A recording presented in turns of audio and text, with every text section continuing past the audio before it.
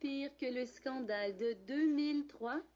Par Jean-Luc Lavallée jeudi 4 novembre 2010. Lien dans la description de la vidéo. En 2003, le centre hospitalier Robert Giffard avait été plongé dans une tempête semblable après qu'un déficient intellectuel ait été laissé en isolement dans ses excréments pendant 6 jours.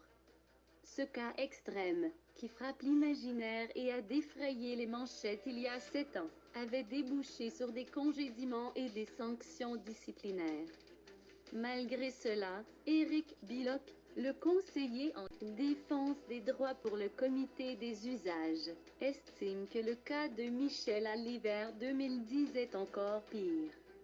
Le conseil d'administration de l'établissement avait adopté une politique de tolérance zéro concernant tous types d'abus envers les usagers. On croyait que cette histoire-là, en 2003, allait mettre fin à de telles pratiques et on voit que malheureusement, ce n'est pas le cas, a-t-il réagi.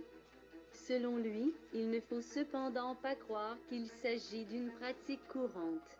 Je ne veux pas lancer comme message que c'est tous les professionnels de la santé qui agissent comme ça. Heureusement, ce n'est pas une tendance majoritaire à l'hôpital, mais c'est un cas de trop, alors il ne faut plus que ça arrive, a ajouté maître Jean-Pierre Ménard. Moi, j'ai déjà vu pire que ça, mais c'était dans les années 80. Je ne pensais pas qu'en 2010, on viendrait faire des comparables.